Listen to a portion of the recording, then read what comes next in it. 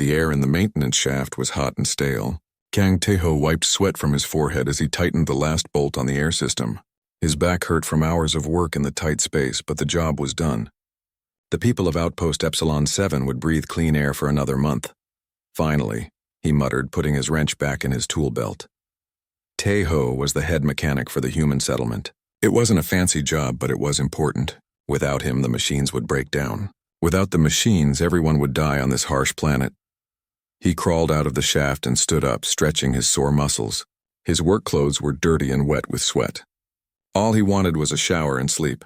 His comm unit buzzed on his wrist. "Taeho, come to the command center right away," said the voice of Commander Park. "We have a message from the Dragon Empire." "It's important," Taeho sighed. The dragons were the powerful alien race that controlled this part of space. They were tall, scaled beings with wings and long tails. They looked down on humans as weak newcomers. Relations between humans and dragons were tense at best. "I'll be right there," he replied, though he wanted to say no. 10 minutes later, Taeho walked into the command center. He hadn't had time to change his dirty clothes. Commander Park and 3 other officers stood around the main screen. They all looked worried. "What's going on?" Taeho asked. Commander Park turned to him with a strange look. "The Dragon Emperor has sent us a message.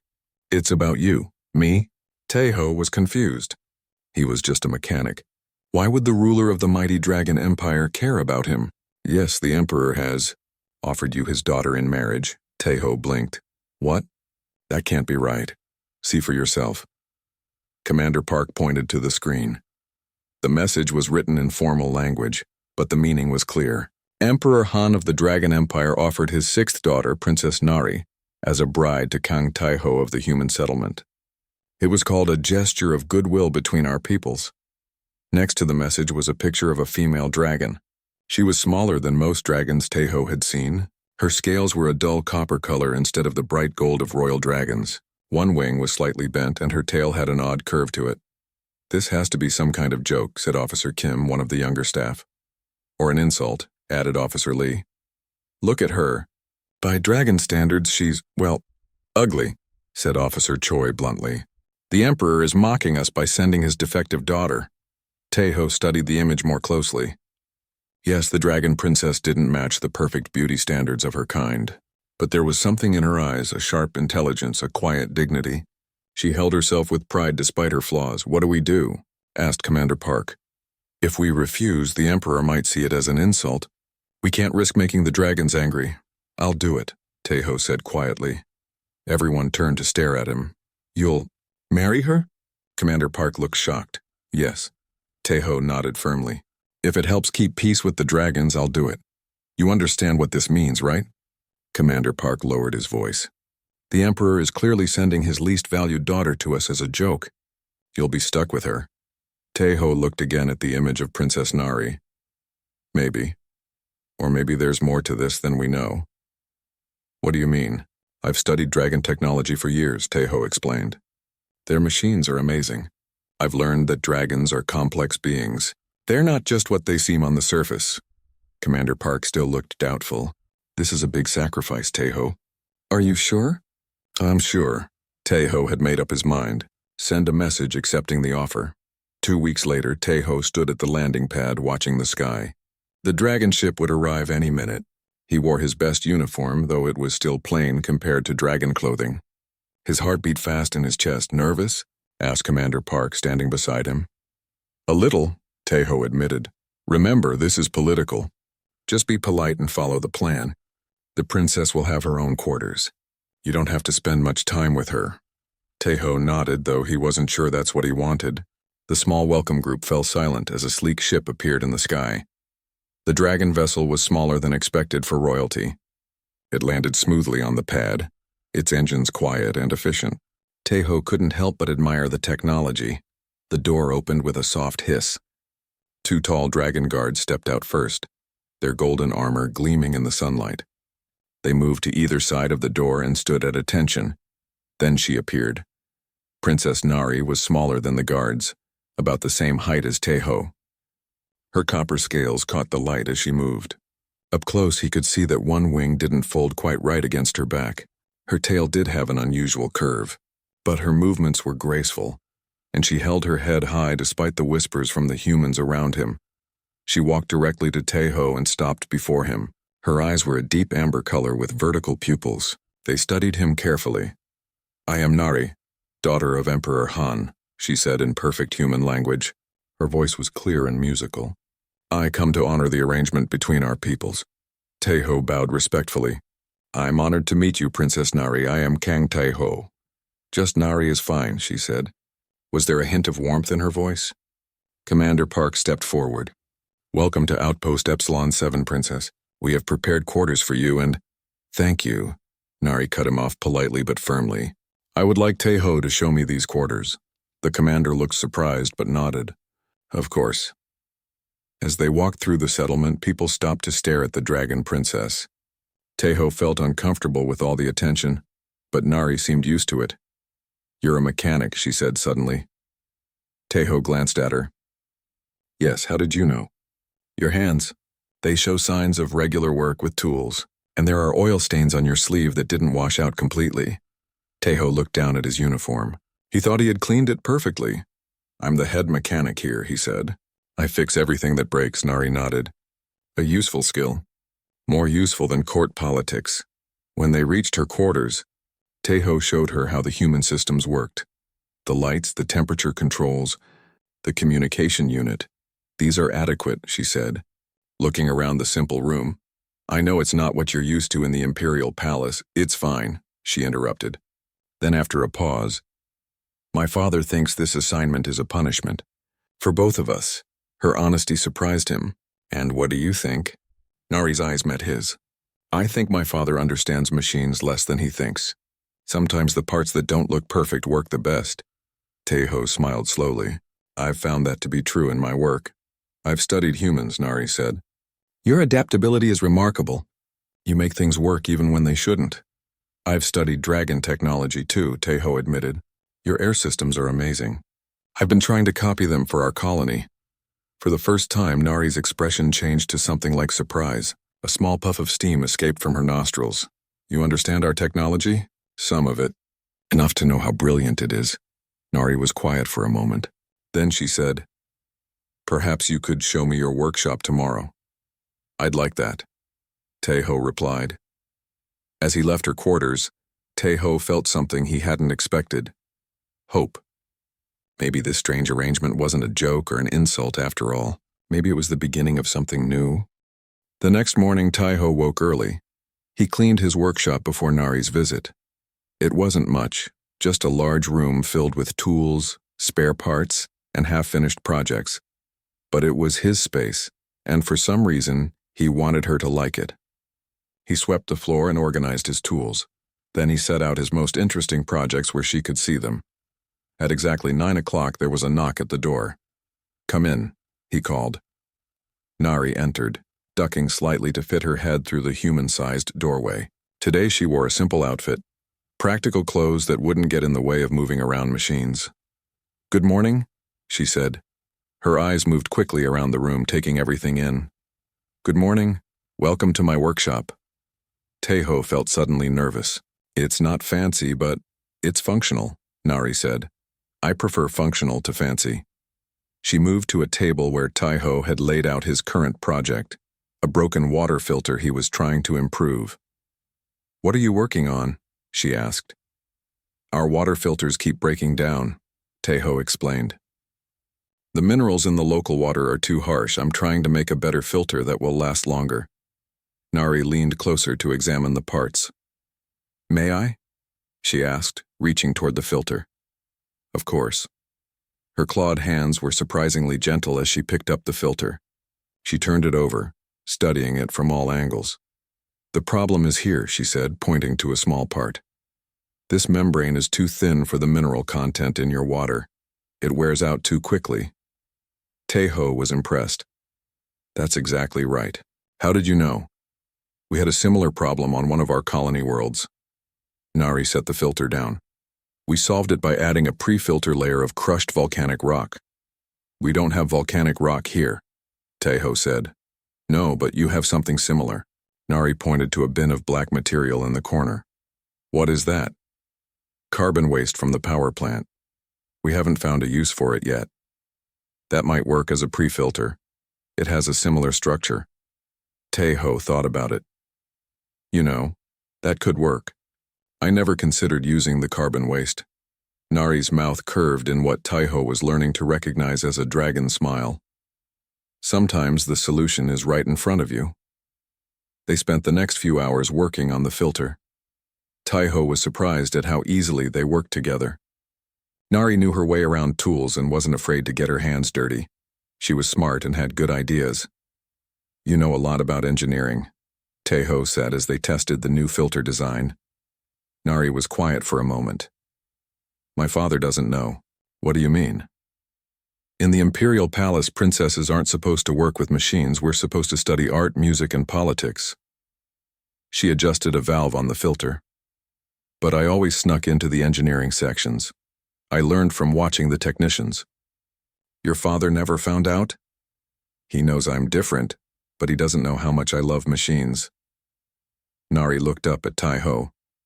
That's why he sent me here. He thinks being with humans is a punishment. Taeho felt a flash of anger at the Dragon Emperor. And what do you think? Is it a punishment? Nari tested the water flow through their new filter. It ran clean and steady. I think my father may have accidentally given me exactly what I wanted. Word spread quickly through the small human settlement. The Dragon Princess wasn't just living among them. She was working with Taeho in his workshop every day. Some people were suspicious, others were curious. Commander Park called Taeho to his office after a week. How are things going with the princess? He asked. Good, Taeho said. She's very helpful. She knows a lot about engineering. That's unexpected. The commander looked concerned. Be careful, Taeho. She might be gathering information about our technology for her father. I don't think that's what she's doing, Taeho said firmly. Just be careful. Remember why she's here. But Taeho was beginning to think he knew better than anyone why Nari was really there. One evening, after a long day of work, Taeho and Nari sat in the workshop drinking tea. They had just finished fixing the colony's main air purifier, making it work better than it ever had before. Can I ask you something personal? Taeho said. Nari nodded. Why did you agree to come here? To marry a human you'd never met. Nari set down her cup. I didn't have a choice. My father ordered it. But you don't seem unhappy about it. I'm not. She looked at him directly. In the imperial court, I was always the odd one. The defective princess. The one who wasn't beautiful enough, wasn't graceful enough, wasn't dragon enough. Taeho frowned. That's not fair. Life isn't fair, Nari said simply. But here, no one expects me to be a perfect dragon princess. Here I can use my mind. I can work with machines. I can be useful. You're more than useful, Taeho said. You're brilliant. A small puff of steam escaped Nari's nostrils, a sign of emotion among dragons. Thank you, she said quietly. They sat in comfortable silence for a while. There's something I want to show you, Taeho said suddenly. But we have to go outside the settlement. Nari looked curious. When? Now. If you're not too tired. I'm not tired. Taeho led her to a small transport vehicle. They drove out of the settlement gates and into the barren landscape beyond. The planet's 3 moons lit their way. After 20 minutes, Taeho stopped the vehicle at the top of a small hill. Below them was a valley that glowed with soft blue light. What is that? Nari asked, her eyes wide. Crystal moss, Taeho explained. It only glows at night when all 3 moons are out. I found it last year. I don't think anyone else knows about it. They got out of the vehicle and walked closer. The valley was filled with patches of moss that glowed like blue stars on the ground. It's beautiful, Nari said softly. I thought you might like it. Taeho hesitated, then added, I come here sometimes when I need to think or when I'm feeling alone. Nari looked at him. Do you feel alone often? Sometimes. Being the only mechanic means I spend a lot of time by myself, fixing things while everyone else is together. I understand loneliness, Nari said. Even in a palace full of people, I was alone. They stood side by side, watching the glowing moss. Their shoulders almost touched. Taiho, Nari said after a while, do you regret accepting my father's offer? No, he answered without hesitation. Not at all. Even though I'm not what dragons consider beautiful? Taiho turned to look at her. The blue light from below made her copper scales shimmer with new colors. I'm not a dragon, he said simply. To me, you are beautiful. Nari's eyes widened slightly. Another puff of steam escaped her nostrils. You are a strange human, Kang Taiho. Is that good or bad? Good, she said. Definitely good. On the drive back to the settlement, they were quiet, but it was a comfortable silence. Something had changed between them. What had started as a political arrangement was becoming something else, something neither of them had expected. As they reached the settlement gates, Nari said, Tomorrow I want to show you something too. What is it? My shuttle, the one I arrived in. It has technology that might help the settlement, if you're interested. Taiho smiled. I'm very interested. For the first time since she arrived, Nari made a sound that Taiho realized was dragon laughter, a soft rumbling that seemed to come from deep in her chest. I thought you might be, she said. The next morning, Taiho met Nari at the landing pad where her shuttle had been parked since her arrival. The sleek vessel gleamed in the morning sunlight. It was small for a dragon ship, but still impressive to human eyes. Ready? Nari asked. She held a small device that Taiho guessed was some kind of key. Definitely, he replied, trying to hide his excitement. Few humans had ever been inside dragon technology. Nari pressed her palm against a panel on the side of the shuttle. It glowed briefly, then a door slid open without a sound. She motioned for Taiho to follow her inside. The interior was larger than Taiho expected. The walls were a soft silver color with lines of blue light running through them. The air smelled fresh and slightly sweet. This is amazing, Taiho said, looking around with wide eyes. It's just a basic transport shuttle, Nari said. But she seemed pleased by his reaction. She led him to the front where the pilot's area was. Instead of seats and controls like in human ships, there was a raised platform with shallow depressions shaped for dragon feet. How do you fly it? Taiho asked. Like this. Nari stepped onto the platform and placed her feet in the depressions. The blue lines on the walls brightened, and a display appeared in the air in front of her. The ship connects directly to the pilot's mind, she explained. We think the commands and the ship responds. That's incredible, Taiho said. Our ships still use manual controls. Would you like to try? Nari asked. Taiho looked surprised. Can humans do it? I'm not sure. No human has ever tried as far as I know. Nari stepped off the platform. But I think you could. Your brain works similarly to ours in many ways. Hesitantly, Taiho stepped onto the platform. His feet didn't fit the depressions perfectly, but he could stand comfortably. Now what? He asked. Close your eyes. Feel the ship around you. Then think about the systems you want to access. Taiho closed his eyes. At first he felt nothing. Then slowly he became aware of a gentle hum like a distant song. It seemed to come from everywhere at once. I feel something, he whispered. Good. Now think about the engine systems. Taiho focused his thoughts on engines, on power, on the things that made the ship move. Suddenly, information flooded his mind. Diagrams, numbers, status reports. His eyes flew open in shock. I saw it. I saw the engine systems. He looked at Nari with amazement. It was like the information was inside my head. Nari was watching him with great interest. That's exactly right. The ship shared its knowledge with you. She tilted her head. You're the first human to ever connect with dragon technology this way. Taiho stepped off the platform, his mind still buzzing with the experience. Why did you show me this?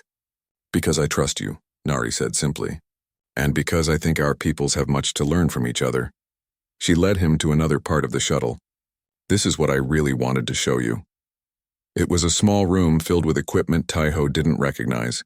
In the center was a table with what looked like tools but unlike any he had seen before. This is my personal workshop, Nari said. I brought it with me from the Imperial Palace. Taiho looked at her in surprise. You have your own workshop? In secret, yes. My father doesn't know about most of this equipment. I told the loading crew they were personal items. Teho picked up one of the tools. It was light and seemed to hum slightly in his hand. What does this do? It's a molecular bonder. It can join materials at the smallest level, making the bond stronger than the materials themselves. This could help us fix the cracks in our habitat domes, Teho said, his mind racing with possibilities. Exactly. Nari picked up another device. And this analyzes material composition. It could help you find resources on this planet that your scanners miss. Teho looked around the room with new understanding. You didn't just come here to fulfill your father's arrangement. You came to help us. Nari's scales shifted in what Teho now recognized as her version of a shrug. I came because I had to, but once I was here I decided to make the best of it. Why help humans? Your people see us as barely worth noticing. My father and many dragons think that way, Nari corrected him, but not all of us. Some of us see the potential in humans. Your adaptability, your creativity. You solve problems in ways we would never think of. She picked up a small device from the table, like this. I tried to make a portable water purifier for years. The design never worked right. Then I saw your settlement system, so simple but so effective. I combined our technologies and finally made it work. She handed the device to Teho. It was small enough to fit in his palm. This can purify enough water for 10 people each day, she said. Imagine what else we could create together. Teho looked from the device to Nari. In that moment, he saw her not as a dragon princess or as his arranged bride, but as a brilliant mind. A kindred spirit who understood the joy of creating and fixing things. We should show Commander Park, he said. These technologies could help everyone in the settlement. Nari hesitated. Some dragons would consider sharing our technology with humans to be treason. Is that what you believe? No, I believe knowledge should be shared. She looked directly at him. But we should be careful. Start small. Show your commander one or two things, not everything at once. Teho nodded. We'll be careful. Commander Park stared at the small water purifier on his desk. Teho had just demonstrated how it could turn the dirty, mineral-heavy water from outside the settlement into clean drinking water in seconds. And Princess Nari is willing to share this technology with us? The commander asked, looking from the device to Teho. Yes, she wants to help the settlement. Why? The commander's eyes narrowed slightly. What does she get out of this? Teho thought about how to answer. She gets to use her knowledge for something good. Something her father wouldn't let her do at home. Commander Park picked up the purifier, examining it closely. The Dragon Emperor sends his defective daughter to us as an insult, and she turns out to be the best thing that's happened to this settlement in years. He shook his head with a small smile. Life is strange sometimes. So we can work together? Officially? Teho asked. Yes, but be careful. If the Emperor finds out his daughter is sharing dragon technology with humans, he might not be happy. We'll be careful, Teho promised. Over the next few weeks, Teho and Nari worked together every day. They combined human and dragon technologies in ways neither of their peoples had tried before. The results were amazing. They improved the settlement's air filters, making the air cleaner than it had ever been. They fixed the water system so it ran more efficiently. They even created a new type of power cell that lasted twice as long as the old ones. The people of the settlement began to see Nari differently. At first, they had stared at her because she was a dragon, strange and a little frightening. Now they greeted her with smiles and thanks. She wasn't just Teho's arranged bride anymore. She was part of the community. One evening, as they finished work for the day, Nari said, I received a message from my father today. Teho looked up quickly. What did he say? He asked how I was adjusting to life among humans. Nari's voice was careful, neutral. He seemed surprised that I haven't complained. What did you tell him? I told him I was finding the experience educational. A small puff of steam escaped her nostrils, her version of a laugh. I didn't tell him how educational. Teho smiled, but then grew serious. Do you miss your home? Your family? Nari was quiet for a moment. I miss certain things. The libraries. The gardens. Some of my sisters. She looked around the workshop they now shared. But I don't miss feeling useless. I don't miss being the ugly princess that everyone pitied or ignored. She met Teho's eyes. Here, I'm valued for my mind. For what I can do, not how I look. You're valued for much more than that, Teho said softly. Nari tilted her head. What do you mean? You're kind. You're funny in your own way. You work harder than anyone I know. Teho felt his face grow warm. And to me, you are beautiful. Nari's scales shifted color slightly, darkening to a deeper copper, a dragon blush. In dragon culture, she said after a moment, we don't speak of feelings so directly. Sorry, Teho said quickly. I didn't mean to make you uncomfortable. You didn't. Nari moved closer to him. I find human directness refreshing. She reached out slowly and touched his hand with her clawed fingers. It was the first time she had initiated physical contact between them. I'm glad my father sent me here, she said, even if his reasons were unkind. Teho turned his hand to hold hers gently. I'm glad too. 3 months after Nari's arrival, the settlement faced its first major crisis. It began with a simple warning from the weather monitoring system. Solar storm approaching, announced the automated voice over the settlement's speakers. Estimated arrival 6 hours. All personnel prepare for standard storm protocols. Solar storms were common on this planet. The settlement had strong shields to protect against the radiation. Usually these storms were just a minor inconvenience. Teho was in the workshop with Nari when the announcement came. They were working on a new heating system for the outer buildings. Just a regular storm, Teho said, not looking up from his work. Nothing to worry about, Nari frowned. She walked to a small device she had brought from her shuttle, a dragon sensor much more powerful than the human equipment. Let me check something, she said. She pressed a few buttons on the device. It hummed softly, then displayed information in the dragon language. Nari's eyes widened. This is not a regular storm. What do you mean? It's much stronger than your sensors are showing. The radiation levels will be at least 5 times higher than normal. Teho put down his tools. Are you sure? Our shields can only handle about twice the normal levels. I'm sure. Nari showed him the readings. Though he couldn't read the dragon language, he could see the numbers were very high. Your shields will fail. Teho grabbed his comm unit. Commander Park, this is Teho. We have an emergency. Within minutes, they were in the command center. Nari explained what her sensors had detected. The human officers looked worried. If the shields fail, the radiation will kill everyone within hours, said Officer Lee. We need to evacuate, Commander Park decided. We have 3 transport ships. They can take about half the population to the mining outpost on the other side of the planet. And the other half? Asked Teho. The commander's face was grim. We'll have to find a way to strengthen the shields. That's not possible with our current technology, said Officer Choi. We don't have the materials or the time. The room fell silent. Everyone knew what this meant. Half the people would have to stay behind and face the deadly radiation. Nari had been quiet, listening. Now she spoke up. There might be another way. All eyes turned to her. My shuttle has a radiation shield. It's small, but the technology could be adapted to work with your settlement's shield system. Can it be done in 6 hours? Asked Commander Park. Nari looked at Teho. Together, I think we can do it. We'll need help, Teho said. And parts from your shuttle. Take whatever you need, Nari said without hesitation. Commander Park nodded. Do it. I'll delay the evacuation as long as possible. Teho and Nari raced against time. They stripped parts from Nari's shuttle and brought them to the settlement's main shield generator. A team of engineers worked under their direction, following their instructions even when they didn't understand the dragon technology. This connects to the power coupling, Nari explained, holding a glowing blue device. It will amplify the shield's strength.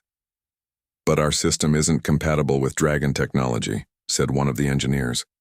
We'll make it compatible, Teho said firmly. He had been studying dragon tech for months now. If anyone could make this work, they could. 4 hours passed. The storm was getting closer. The first waves of radiation were already hitting the outer atmosphere, making the sky glow with strange colors. Evacuation ships are ready, Commander Park reported over the comm. We can't wait much longer. We need more time, Teho replied. They were close, but the systems still weren't working together properly. Nari had been working non-stop, her claws moving with incredible precision as she connected tiny components. Now she looked up. I know what's wrong, she said. The systems can't communicate because they speak different languages. What do you mean? Teho asked. Your technology uses binary code. Ours uses quantum states. They need a translator. She thought for a moment. I need something from my workshop on the shuttle. Teho went with her. The wind was getting stronger as the storm approached. They had to hold on to each other to stay upright as they made their way to the shuttle.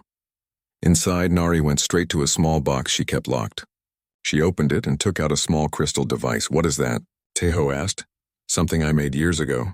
It's a universal translator for different types of technology. She held it carefully. It's not perfect, but it might work. They hurried back to the shield generator. Nari installed the crystal device between the human and dragon systems.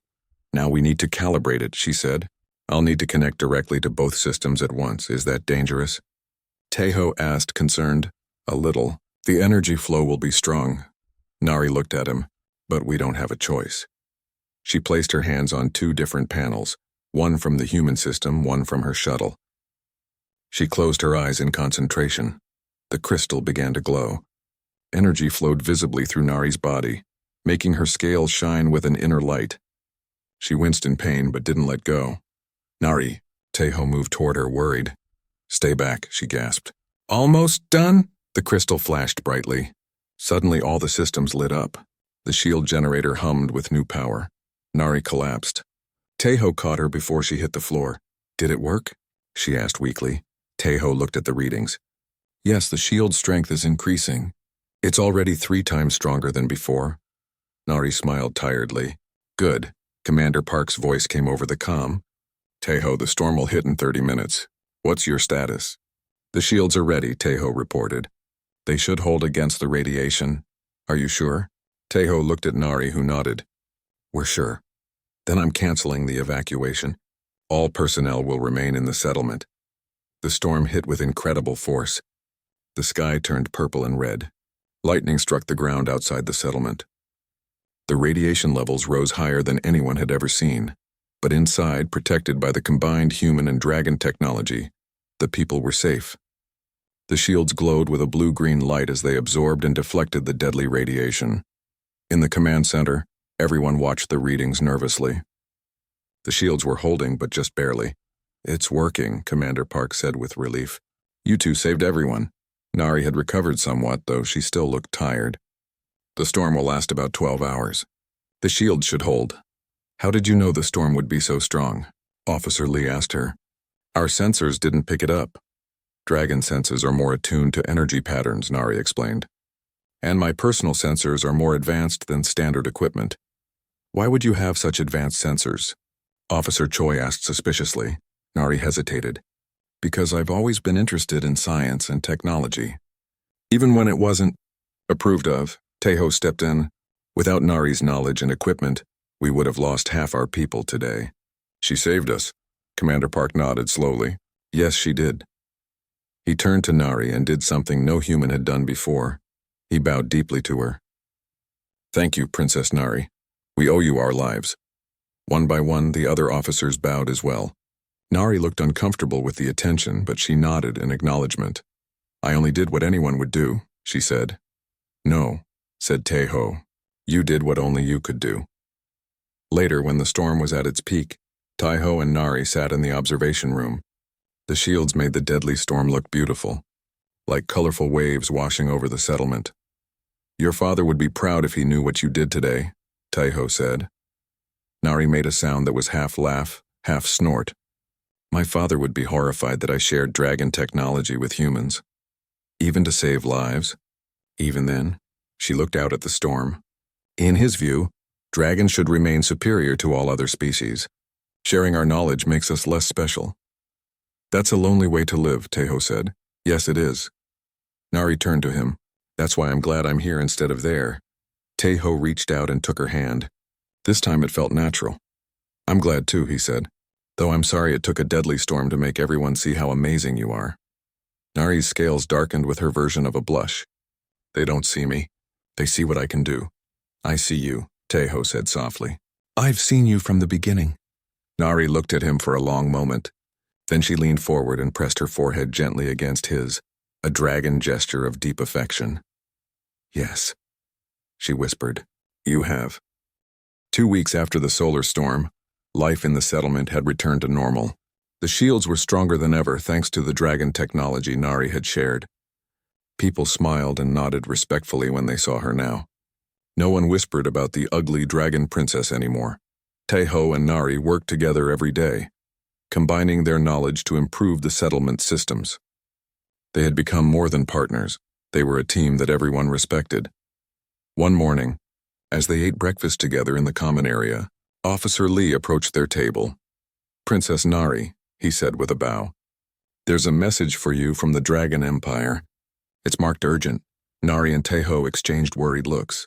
The Emperor had not contacted his daughter since sending her to the human settlement. "Thank you," Nari said. "I'll view it right away." In the communications room, Nari sat before the screen with Taeho standing beside her. She pressed a button and the screen lit up with the image of a dragon much larger and more impressive than Nari. His scales were bright gold and his wings were perfect.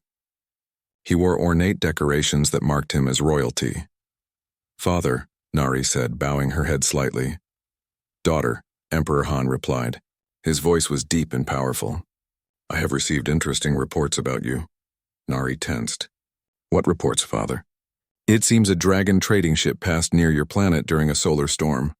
They detected shield technology that was clearly of dragon origin protecting a human settlement." The Emperor's eyes narrowed. "Would you know anything about this?" Nari hesitated only briefly. "Yes, father. I shared some of our technology with the humans to protect them from a deadly storm."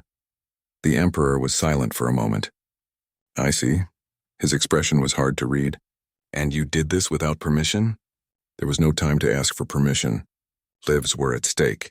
Human lives, the Emperor said dismissively. "Yes, human lives that matter just as much as dragon lives." Taeho held his breath.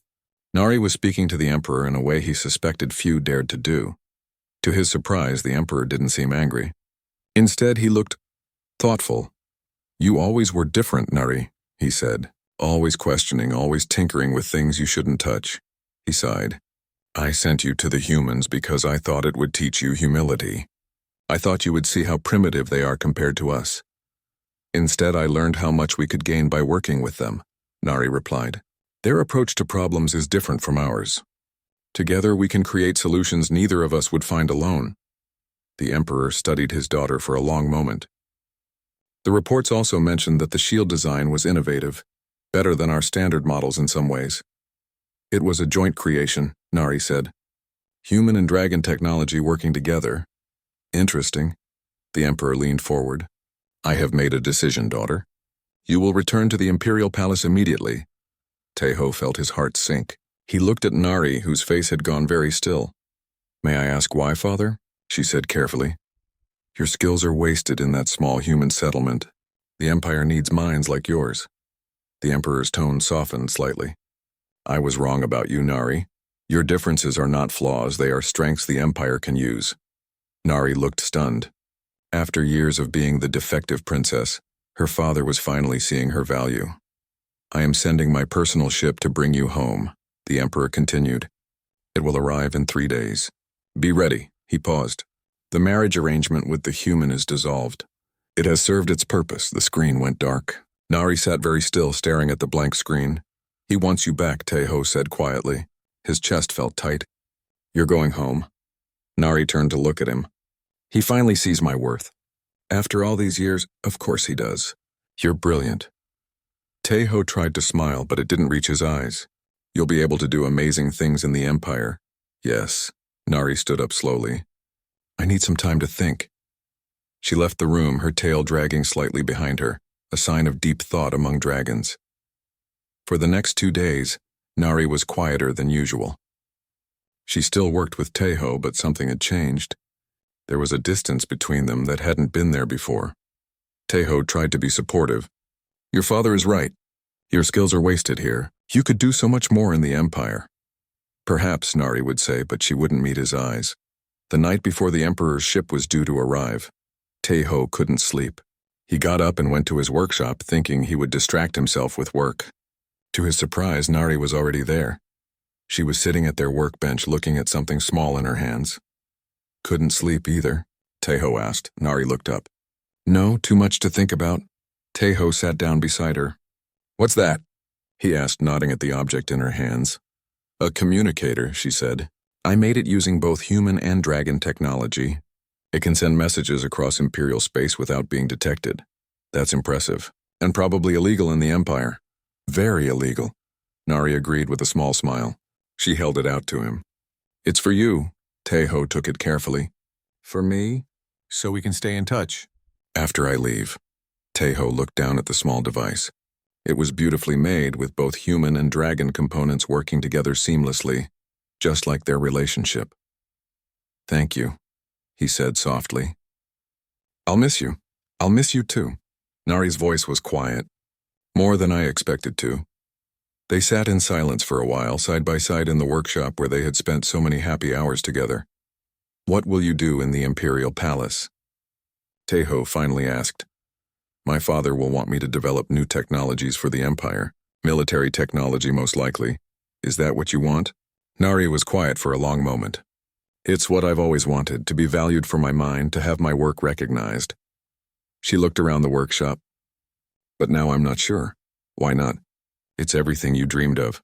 Because the cost is too high, Nari turned to face him directly. I would have to give up this us. Teho's heart beat faster. Us? In the Imperial Palace, I would be respected, but still alone. Still different. Nari's eyes met his.